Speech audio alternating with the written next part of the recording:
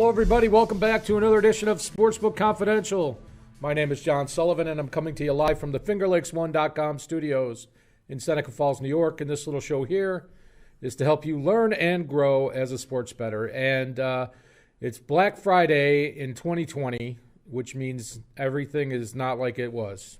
It got me thinking, Black Friday is when all the retailers and whatnot, businesses try to offer their best deals. And it got me thinking to how do sports bettors find the best deals? Is there a Black Friday for sports bettors? And we're going to talk about that. And there is, but it's not the same day for everything. It's different times of year for different things.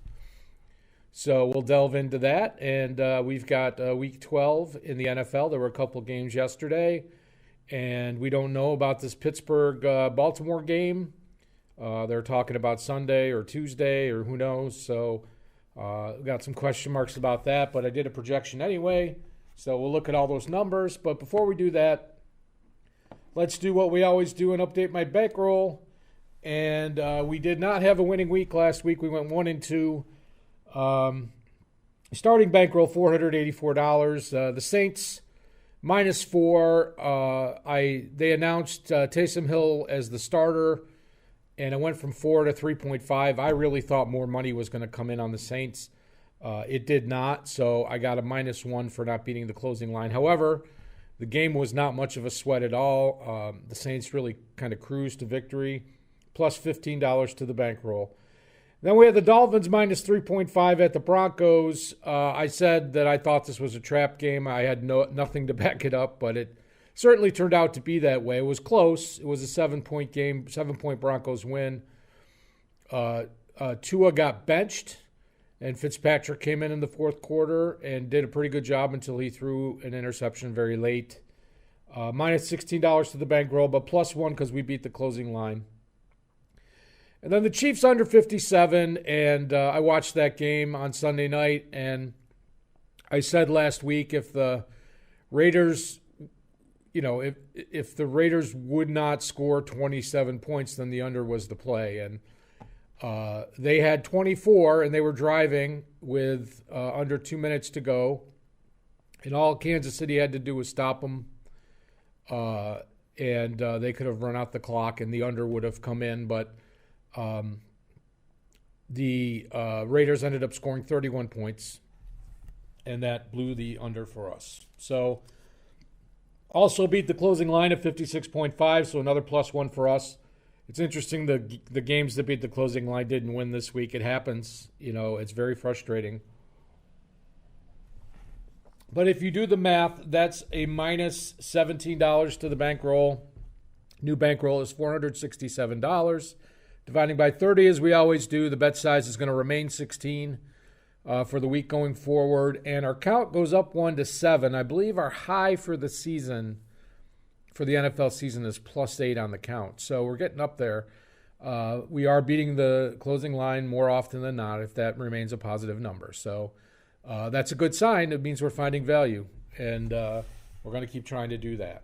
So speaking of finding value, let's talk about Black Friday for sports bettors. So, Black Friday deals, ? What would be considered Black Friday for sports bettors? And you can see I have here, it would be defined as the time period when the best value bets appear. So, when we talk about handicapping sports, let me start with baseball. Most of the nights, there's baseball every night of the week. The lines come out in the evening for the next day's games. Then in the morning at 8, 9, 10 o'clock, the limits begin to go up to how much you can wager on those games. And that's where if you're a bettor that wants to bet more than what the opening limits are, that's where you find your best time to place a value bet, because the sharp bettors will place money on wherever they see value, and the books will adjust, and the value is gone as you get closer and closer to the game time. Now with the NFL, you have a week. The lines come out Sunday night, Monday morning. The game's the next Sunday.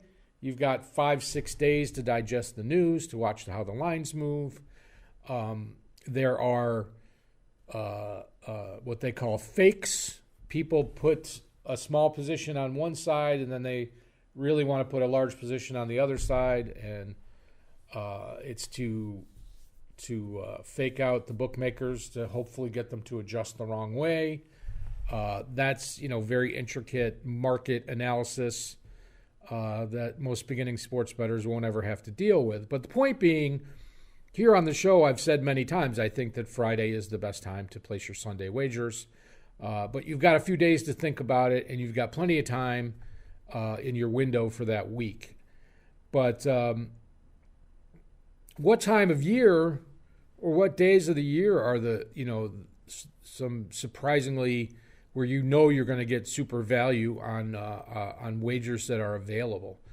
And what time of year this occurs would really depend heavily on the sport. And we're going to talk about examples in a moment. But sometimes these window of opportunity for value is very small, and other times it can linger for even weeks, depending on the sport. And I'll give you an example before we go into some of the bigger examples. But horse racing, for example, they have the Breeders' Cup usually in October. And then they have the Triple Crown races the following spring. Well, after the racing season is over, after the Breeders' Cup, and then before the 3-year-olds start racing for the Triple Crown in late January, early February, you have a big value window there where you can place a futures bet on the Kentucky Derby or a futures bet on a horse winning the Triple Crown, where they do not have their 3-year-old track record under their belt. And if you are following horse racing, then there's a pretty large window of opportunity for you to find a value bet. You might get a horse at 100 to 1 to win the Kentucky Derby that would be 5 to 1 or 4 to 1 on race day. So things like that can happen, and it's there. It's there for the taking, but you have to go digging for it. It's not gonna come to you. You have to go look for it. So let's talk about examples of great betting value. And I have some listed here, and we just talked about horse racing. And you could also talk about, before I go through this list, we could talk about NASCAR or auto racing, where like NASCAR has their biggest race in the beginning of the season, which is very strange. But, before the Daytona 500 or immediately after the Daytona 500, getting a future on who's going to win the championship, you may get great value on that. Obviously, the Daytona 500 winner, his or her odds may go down after they win the race, but some of the other drivers that were probably favorites to win the championship, their odds may go up and for a better payout. So just another example of something to consider. So let's look at some of these. So Major League Baseball futures, who's going to win the championship, who's going to win the American League, National League. After the World Series or before the winter meetings, I think is a good time to find value on Major League Baseball futures. Again, a caveat of how much can you put down on them. It would depend on the book, I'm sure. But obviously they release futures, the week after the World Series ends, and then the winter meetings are going to affect who's going to be available for free agency and who's going to sign where. So you have the winter meetings in December, and then you have, a period of waiting before spring training where players will try to work a deal and sign somewhere. So I feel like that's a good window of value for baseball. In the NBA, not my favorite sport. I don't follow it all that well, but after the draft or during summer league, now this assumes a regular calendar year, not a 2020 calendar year. We just had the draft last 2 weeks ago. But the draft is usually in the spring, and then there's the summer league where a lot of the players will get their first pro experience, and a good time to assess who's going to impact whom, and maybe get a good future on the way the league has moved around its stars in the last 3 years or so. it hasn't. I don't think the NBA has presented a whole lot of value, but we'll see. NHL futures right before the trade deadline. So in a regular year, the NHL starts in October, and then the trade deadline is usually like early to mid-February, and that's when teams will give up future assets for a chance to go for a Stanley Cup. And if a team has started to play really well, I mean, the last 2 seasons the Buffalo Sabres had big hot streaks in the beginning of the year, and they never even made the playoffs. The year the Blues won the Stanley Cup a year before last, they were in last place in the league early on in the season, and then after January, they were the best team in the league by far. So there's a lot of value in winning, in a Stanley Cup future early on in the season. If a team has some of its big players missing and they're floundering early in the year, all they got to do is get in the playoffs, and they'll have a shot if they have all their pieces. So keep an eye on that if you're looking at to bet on somebody to win the Stanley Cup.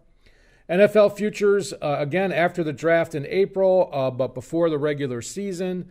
The preseason is pretty much meaningless for assessing the talent of the starting team, the starting players on a team, other than some of them getting hurt for some reason. But you really to get the value on the NFL futures before the regular season. I still have my Green Bay future and my Buffalo Bills future. I got 35-1 on Green Bay after the draft, and everybody complained about how horrible their draft was, and they were going to take a huge step backwards. And I don't know if they're going to finish 13-3 again, but they're looking pretty good for a number 1 or number 2 seed. So that's the time of year you really want to look at the football and try to hit those numbers up in the early summer. And then college football, you've got after signing day, and I think that's December, or maybe it's in the late fall. And then after schedules released.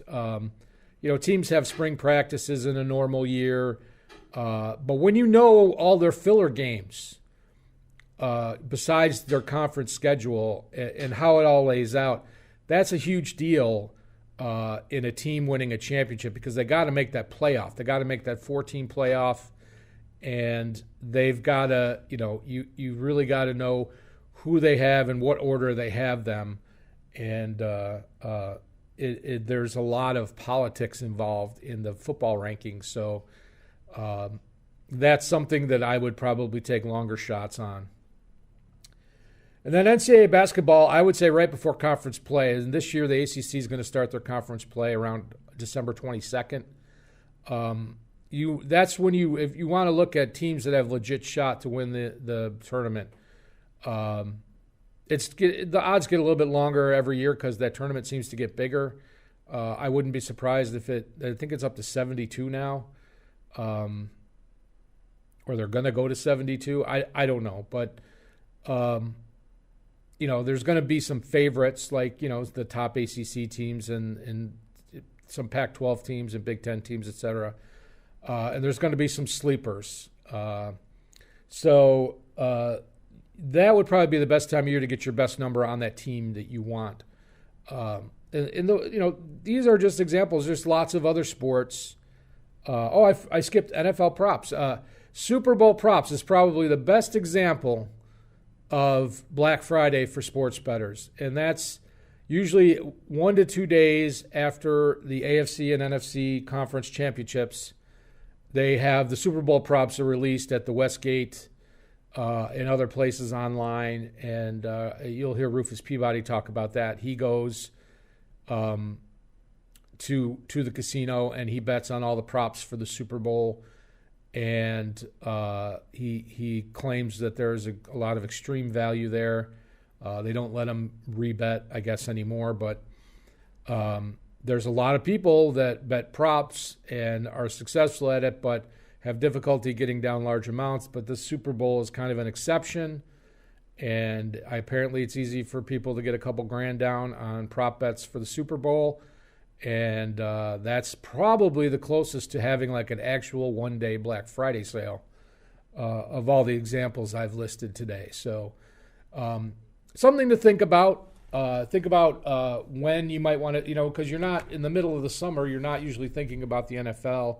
You're in the middle of baseball season, or you're in the middle of basketball or hockey playoffs, and you're not thinking about NFL. But that's the time you should be thinking about which team's going to win the Super Bowl next year, and what are the odds being offered, and what's, are you getting a good return on your money? So that's finding value and hopefully finding a Black Friday for you in your near future. So let's move on to the week in the NFL, and we've got I think all the buys are done now, so we have a pretty full slate here. We're going to start with the Dolphins at the Jets. Jets plus 744.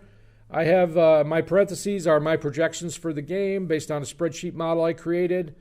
And I have it at plus 10.52, 43.75. So the total's right on. So it leans about 3 points to the Dolphins. And the two questions you have to ask yourself. Number one is, are the Jets really tanking? And I think they are. I don't think Darnold's back. I think it's another week of Joe Flacco. And is Tua going to get pulled again, which makes me, another issue with Tua is I don't think he's played very much in cold weather. It's not going to be real bad. It'll probably be 40s, mid-40s to mid-50s on Sunday without precipitation. So I don't think it's going to be a bad game. But wait till he goes to Buffalo in December. How's he going to perform then? So the model says take the Dolphins. 3.5 points is a lot in a swing. So we'll see. My initial feeling is I'm not too excited about it. Browns at the Jaguars. Jaguars plus 649. I have it at plus 7.53, 48.08. Again, it's getting harder to find value in the totals as the season goes on. They're getting much closer to what the sports books are offering. I do like the Browns here to win this game. The cover, I don't know. The Browns play very conservative with the lead, I've noticed. And they don't go, obviously OBJ is not on the team. He's out for the season, but they don't usually seem to go as explosive of an offense. They obviously have a great rushing attack, so they're going to use ground control if they can. But yeah, it leans towards the Browns, but I don't really like that game either. Cardinals at Patriots. Patriots again an underdog at home, 49.5. I have the Patriots. I have it basically a coin flip, but the Patriots a half point underdog, and 47.58. So my model likes the under here. It's hard to bet an under against the Cardinals, but Bill Belichick is going to have something cooked up for Kingsbury's offensive scheme, and both of these teams could be, running the ball. Obviously, the Patriots are going to try to run the ball as much as possible. Cardinals will try to throw, but they're going to have to mix it up if they're going to be successful. Maybe an under there. We'll see. Raiders at the Falcons. Falcons plus 354. I have it as a coin flip. Raiders a half a point favorite. 53.1. Again, the total's right on. The model says to take the 3 points.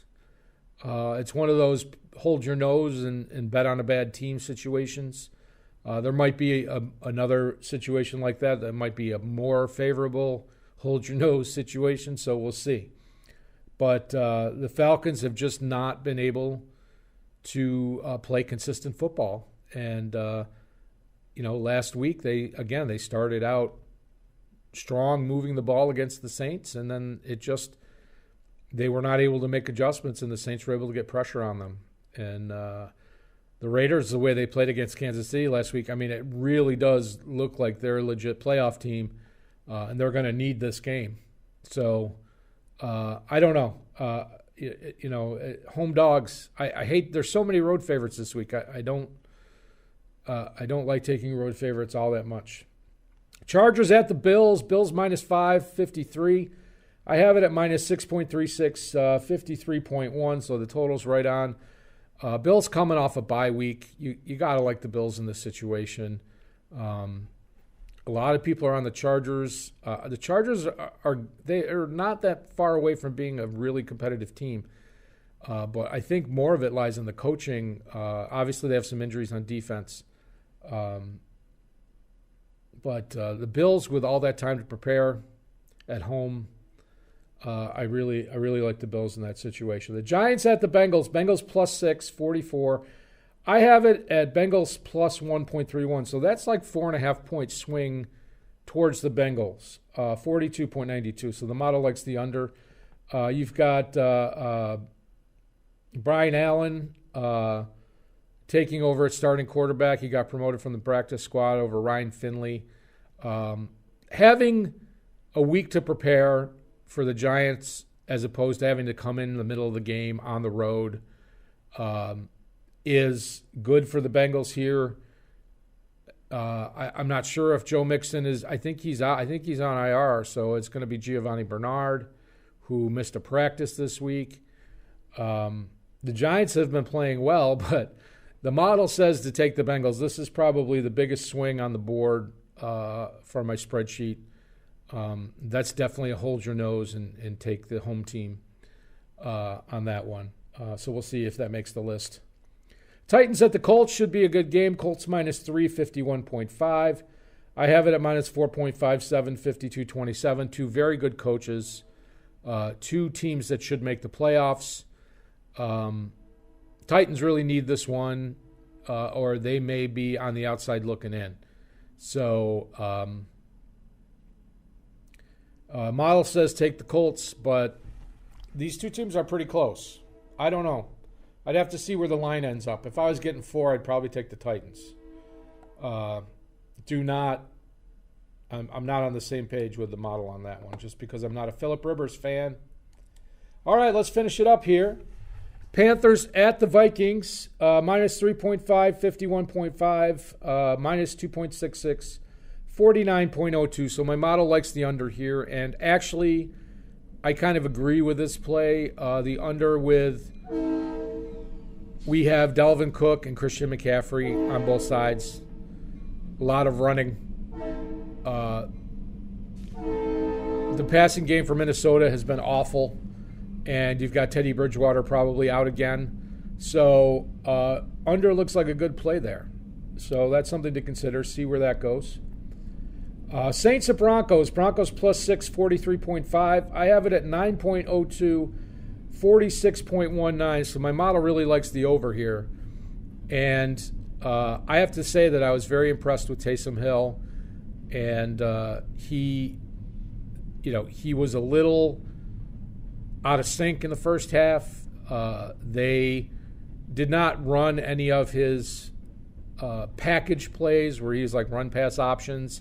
They just called straight, plays that Drew Brees would usually run, 10, 15, 20-yard routes, passing plays. And once he started hitting those throws, it was smooth sailing for the Saints. And when they're in the red zone with him as a run option, that opens up a dimension that, obviously Drew Brees doesn't have. Drew Brees usually does that sneak where he throws the football out. But I like the Saints with Taysom Hill. I don't think, he could be a reliable starting quarterback in the league. I don't think he's going to be another Drew Brees, but I like the Saints to win this game, and the Broncos to score points. I feel like, they got 20 on Miami, which I feel is a very good defense. And also the Broncos had a couple of players on the COVID list. They did not announce which players, but if they're on the defense, that even lends more credibility to scoring. The weather should be 40s, no precipitation. I like the over there. 49ers at Rams. Minus 6.5, 45, minus 8.29, 45.27. Once again, the total's right on. This comes down to how much you like the Rams this week. They've had two very good games back-to-back. However, this is a division game. San Francisco is injured, but their season's pretty much on the line here. I could see this being a 4-point, 3-point game. The model really likes the Rams, and I understand why, the way they've played the last 2-3 weeks. But I just don't feel confident enough in that play. There are bigger swings with the numbers that I like better, so I'm going to pass on that game. The Chiefs at the Bucks. Tampa Bay getting 3.5 at home. 56 is the total. I have it at 3.59, 56.16. What are you going to do? It's right on the numbers. I don't want to touch this game. It's really easy to take Mahomes here if he's healthy. The Chiefs have so many weapons. They could lose Kelsey. They could lose Tyreek Hill. They could lose Edwards-Helaire. And they have enough players to come in. They've got Le'Veon Bell. They've got Shady McCoy. Oh, I'm sorry, McCoy went to Tampa Bay. Excuse me. But there's so many weapons for the Chiefs that, it's tough not to like them here. But the spread, 3 points, and again, it's another road favorite. I just don't like taking road favorites. Packers at the Bears. Packers -9, 44.5. I have it at -6.97, 47.19. So my model likes the over here. It's going to be probably between 25 and 35 degrees. It's not going to snow, but it's going to be cold. That leads me to believe that taking the +9 is the play in this game. If that got to 10, I would really hold my nose and take 10 with the Bears. David Montgomery is back in the backfield for the Bears. That will help hopefully establish some play action. They're dedicated to Nick Foles. I guess that means Mitch Trubisky is out in Chicago after this season. But 10 is a lot of points for a division rival, especially one that thinks they can get back in the playoff hunt. Monday night, we got the Seahawks at the Eagles. Eagles +5, 50. I have it at +3.31, 49.41. So the total's right on again. And my model likes the Seahawks as about a 3.5-point favorite.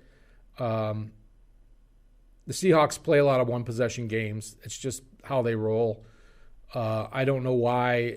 Their defense has struggled this year. The Eagles have played horrible. This is kind of a race to the bottom. Both of these teams have had a couple of bad weeks. So I think I'm just going to watch it. I got really nothing else to say about that. And then the Ravens and the Steelers might be on Sunday, might be on Tuesday. We don't know. Rumor is Lamar Jackson got COVID.